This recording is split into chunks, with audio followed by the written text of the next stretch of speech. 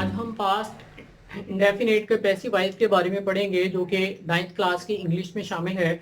जी, तो इसमें सबसे पहले हमने ओवरव्यू देखना है प्रेजेंट इंडेफिनिट टेंस का जो कि एक्टिव वॉइस का है। और एक्टिव वॉइस को जब हम पैसिव वॉइस में बदलते हैं तो हमें इसके ओवरव्यू को जानने की जरूरत क्यों है यहाँ पर। तो हम इसको स्टार्ट करते हैं। जी, तो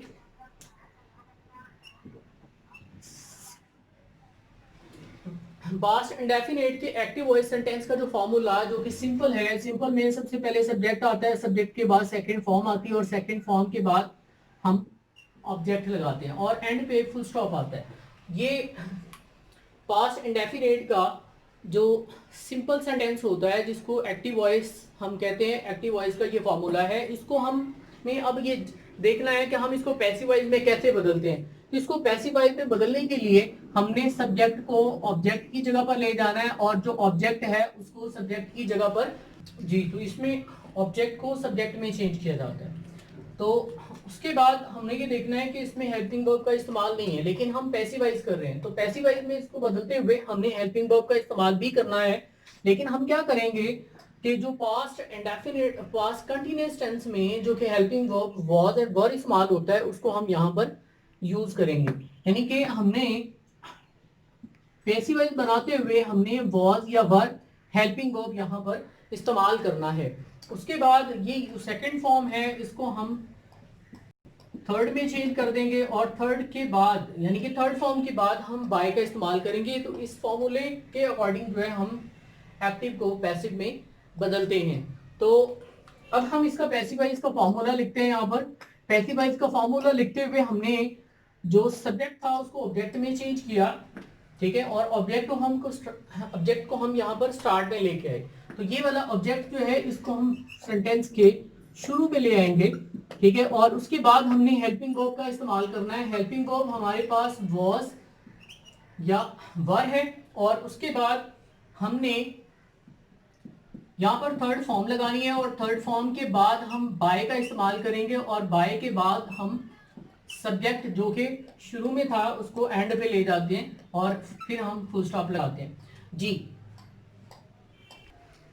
स्टूडेंट्स, तो हमने पहले इस टेंस का ओवरव्यू जाना। ओवरव्यू में हमने इसका जो मुख्तसर जो तारुफ था वो हमने जो है ना यहाँ पर पढ़ा है। लेकिन ये है कि हम यहाँ पर इंट्रोडक्शन ऑफ द टेंस इसके बारे में हम देखते हैं। इंट्रोडक्शन ऑफ द टेंस में हमने जो इसकी मुकम्मल डिटेल है वो जाननी है। सबसे पहले हमने इसकी पहचान को पढ़ना है कि पैसिव वॉइस में हम इसकी पहचान कैसे करते हैं, ठीक है। उसके बाद हमने इसका हेल्पिंग वर्ब देखना है कि हेल्पिंग वर्ब इसमें क्या इस्तेमाल होता है और उसके बाद हम वर्ब देखेंगे कि इसमें वर्ब जो है वो कैसे इस्तेमाल किया जाता है। जी, उसके बाद जो है हम इसमें नेगेटिव सेंटेंस को जानेंगे कि नेगेटिव सेंटेंस कैसे बनाते हैं, इंट्रोडक्शन इंट्रोगेटिव सेंटेंस कैसे बनता है और डबल इंट्रोगेटिव सेंटेंस कैसे बनता है इसके इंट्रोडक्शन में।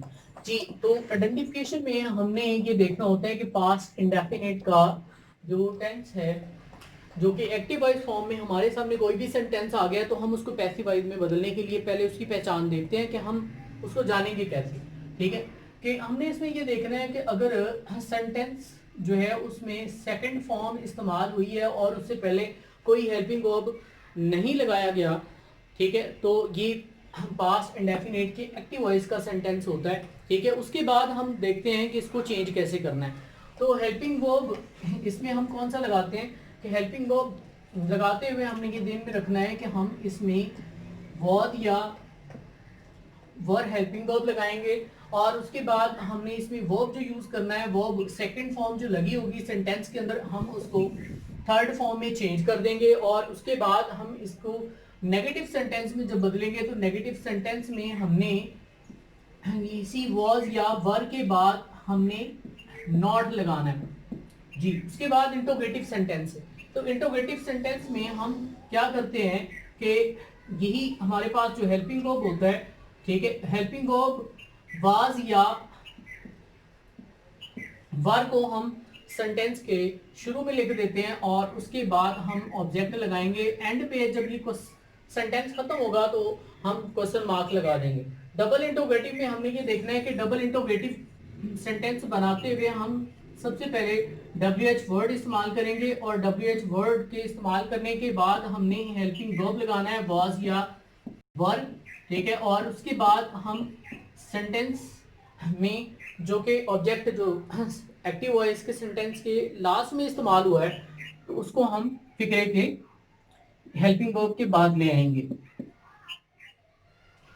उसके बाद एंड पे जब सेंटेंस खत्म होगा तो हम क्वेश्चन मार्क लगा देंगे। ये इसका इंट्रोडक्शन था कि जो हमने डिफरेंट चेंजेस जो हम एक्टिव से पैसिव बनाने के लिए सेंटेंसेस में इस्तेमाल करते हैं उसके बारे में हमने जाना। अब हम इसके जी स्टूडेंट्स, तो अब हम इसके स्ट्रक्चर की तरफ आते हैं। स्ट्रक्चर में हमने सिंपल स्ट्रक्चर को पहले देखना है और उसके बाद नेगेटिव को देखेंगे, फिर उसके बाद इंटरोगेटिव को, इंटरोगेटिव के बाद हमने डबल इंटरोगेटिव को देखना है। तो सबसे पहले हम सिंपल को देखते हैं। तो सिंपल में हमने सबसे पहले ऑब्जेक्ट लगाना होता है और ऑब्जेक्ट के बाद हम जो हेल्पिंग वर्ब हमने अभी भी इंट्रोडक्शन में देखा, हमने उसको यहाँ पर ऐड करना है, यानी कि वाज या वर। और उसके बाद हम थर्ड फॉर्म लगाते हैं। थर्ड फॉर्म के बाद हम बाय का इस्तेमाल करते हैं और बाय के बाद हमने यहां पर सब्जेक्ट एंड पे लिख देना है और उसके बाद फुल स्टॉप लगा देना है जी। तो उसके बाद नेगेटिव सेंटेंस की तरफ आते हैं। नेगेटिव सेंटेंस में हमने ये देखना है कि हम सबसे पहले ऑब्जेक्ट लिखेंगे और ऑब्जेक्ट के बाद हम हेल्पिंग वर्ब वाज और वर का इस्तेमाल करेंगे और उसके बाद हमने नॉट लगाना है और नॉट के बाद हम यहाँ पर थर्ड फॉर्म लगा देंगे। थर्ड फॉर्म के बाद बाय का इस्तेमाल और उसके बाद सब्जेक्ट, सब्जेक्ट के बाद हमने फुल स्टॉप लगाना है जी। अब देखें कि सिंपल और नेगेटिव में डिफरेंस क्या है, ठीक है। तो हमने यहाँ पर जो है हेल्पिंग वर्ब के बाद थर्ड फॉर्म लगाई है, ठीक है। यहाँ पर आप नेगेटिव सेंटेंस में देखें कि हेल्पिंग वर्ब जो कि वाज वर है और उसके बाद नॉट है और उसके बाद थर्ड फॉर्म है, यानी कि हेल्पिंग वर्ब वाज वर और थर्ड फॉर्म के दरमियान हमने किस चीज का इजाफा किया है, नॉट का इजाफा किया है। तो नॉट लगाने से यही सेंटेंस जो है कि नेगेटिव सेंस को कन्वे कर रहा है, ठीक है। तो ये नेगेटिव सेंटेंस बन गया पैसिव वॉइस का, ठीक है। उसके बाद हम इंट्रोगेटिव सेंटेंस की तरफ आते हैं। तो हमने यहाँ पर जो हेल्पिंग वर्ब जो कि सेंटेंस के दरमियान में यानी कि ऑब्जेक्ट के बाद लिखा था, ठीक है, इसको हम यहाँ पर शुरू में लिखेंगे सब्जेक्ट के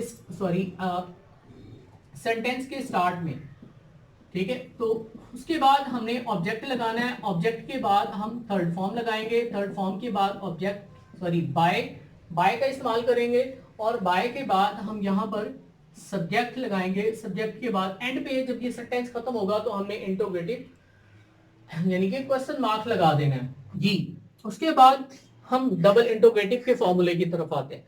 तो डबल इंट्रोगेटिव के फॉर्मूले को हम बनाने से पहले इंट्रोगेटिव सेंटेंस यानी कि इंट्रोगेटिव फॉर्मूले को देखते हैं। तो हमारे सामने ये जो स्ट्रक्चर जो सेंटेंस इंट्रोगेटिव फॉर्म में फॉर्मूला लिखा हुआ है, ठीक है। तो हमने डबल इंट्रोगेटिव बनाने के लिए हमने क्या करना है कि यहाँ पर WH वर्ड लगा देना है।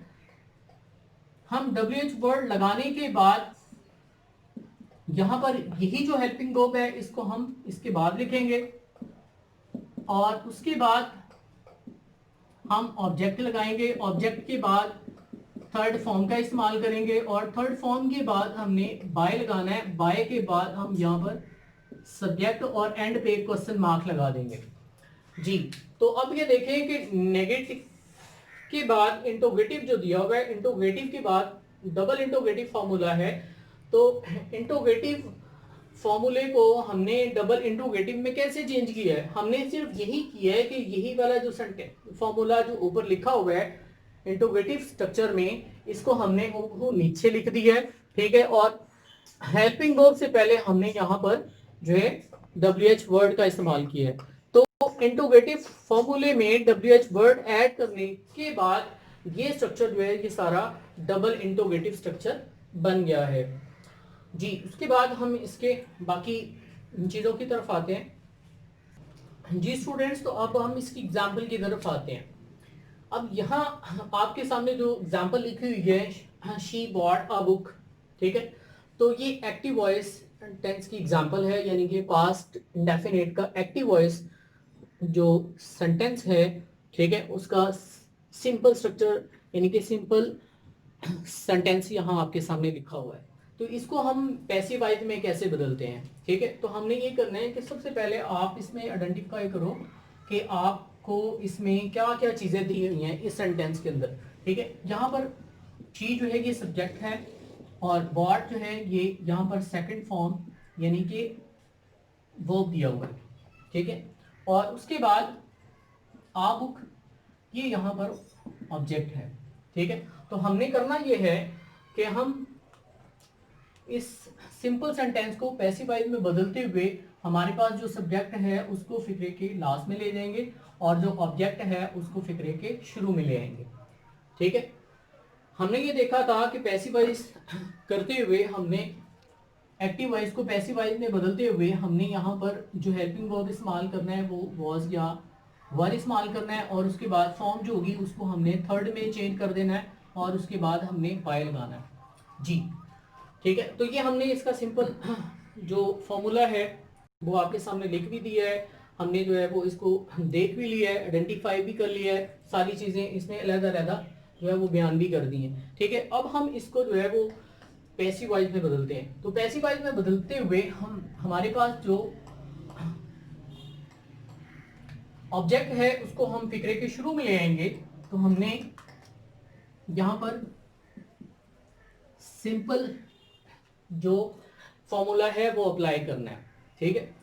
तो आ बुक जो है वो फिक्रे के शुरू में आ जाएगा और उसके बाद हमने हेल्पिंग वर्ब का इस्तेमाल करना है। अब हमारे पास आ बुक जो है ये सिंगुलर है, ठीक है। तो हम इसके बाद यहाँ पर वॉज लगाएंगे और वॉज के बाद हमारे पास जो सेकंड फॉर्म दी हुई है इसको हम थर्ड में चेंज कर देंगे, इसकी थर्ड भी यही है तो हम इसको वैसे लिख देंगे बॉट, ठीक है। और उसके बाद हमने बाय का इस्तेमाल करना है और बाय के बाद जो हमारे पास जो सब्जेक्ट है उसको ऑब्जेक्ट की जगह पर लिख देना है, यानी कि इसको ऑब्जेक्ट में चेंज कर देना है। यानी हमारे पास यहाँ जो सब्जेक्ट है वो शी है, ठीक है। तो शी का यहाँ पर सब्जेक्टिव केस लिखा हुआ है, तो शी का ऑब्जेक्टिव केस जो है वो क्या है, हर है, ठीक है। तो यानी कि हमें यहाँ पर हर लगाना है, ठीक है। A book was bought by her. तो ये इसका सिंपल स्ट्रक्चर जो है वो आपके सामने आ गया, यानी कि सिंपल पैसिव फॉर्मूले के अकॉर्डिंग जो है हमने इस सेंटेंस को चेंज कर दिया है, ठीक है। उसके बाद हम आते हैं नेगेटिव की तरफ। तो नेगेटिव में हमारे पास जो सिंपल सेंटेंस लिखा हुआ है, ठीक है। तो हम क्या करेंगे, हेल्पिंग वर्ब और वर्ब दोनों के दरमियान नॉट लगा देंगे तो ये सेंटेंस जो है वो नेगेटिव सेंस में हो जाएगा, यानी कि नेगेटिव सेंटेंस बन जाएगा, ठीक है।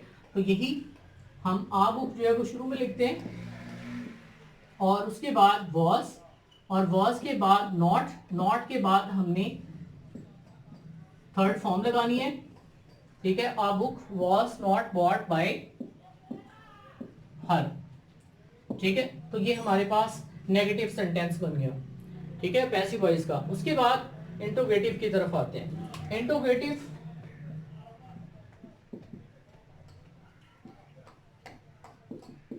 इंट्रोगेटिव बनाते हुए हमने क्या करना है कि हमारे पास जो हेल्पिंग वर्ब होगा, यानी कि यहां पर इस सेंटेंस में वॉज है तो वॉज को हम शुरू में लिख देंगे सेंटेंस के, तो वॉज फिक्रे के शुरू में आ जाएगा, वॉज आ बुक जो है आ बुक उसके बाद यानी कि हेल्पिंग वर्ब के बाद लिख देंगे, यानी कि इन दोनों की जगह रिप्लेस कर देंगे, ठीक है। वॉज आ बुक और उसके बाद थर्ड फॉर्म यानी कि बाय और उसके बाद सॉरी बॉट, बॉट के बाद बाय का इस्तेमाल और उसके बाद हमारे पास जो ऑब्जेक्टिव केस हर है ये एंड पे लगा के हम इंट्रोगेटिव यानी कि क्वेश्चन मार्क लगा देंगे, ठीक है। तो ये हमारा इंट्रोगेटिव सेंटेंस बन गया पैसिव वॉइस का। उसके बाद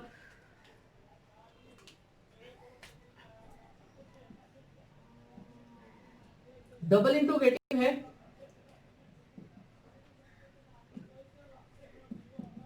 ठीक है। तो डबल इंट्रोगेटिव बनाते हुए हम क्या करेंगे कि यहां पर WH वर्ड हम कोई भी ऐड कर देते हैं, ठीक है। तो लाइक हम यहां पर व्हेन यूज कर लेते हैं,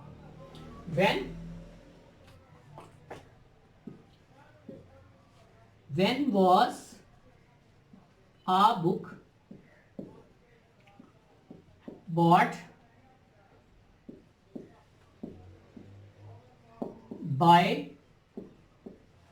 हर जी। तो एंड पे क्वेश्चन मार्क। तो ये सेंटेंस हमारे सामने जो है डबल इंटरोगेटिव फॉर्म में आ गया है।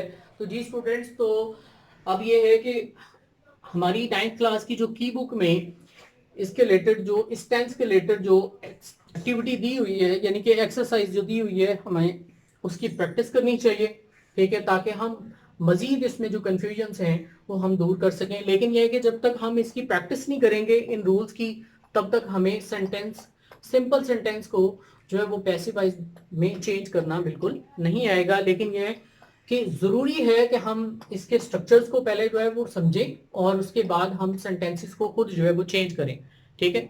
तो प्रैक्टिस के नतीजे में हमें मजीद जो है वो क्लैरिटी होगी। अस्सलाम वालेकुम, थैंक यू, अल्लाह।